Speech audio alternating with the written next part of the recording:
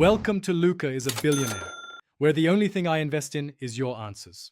You start by proving ownership. That's essential.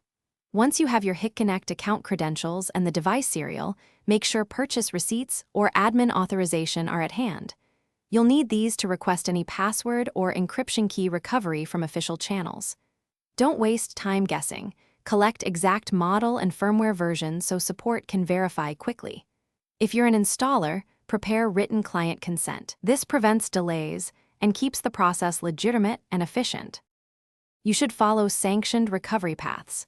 First, use the Hik Connect app's account recovery to reset credentials tied to your email or phone. Once done, if encryption keys remain inaccessible, contact Hikvision technical support or your reseller with the device serial and proof of purchase. Explain the exact issue. Make sure to ask about secure key export options and only attempt a local admin reset when you are authorized, because factory resets remove recordings and may erase keys. Complete the process by logging into Hik Connect and repairing the device. Make sure encryption settings sync and recordings resume. If the encryption password or keys cannot be recovered, discuss monitored data recovery with support versus a factory reset that erases stored footage.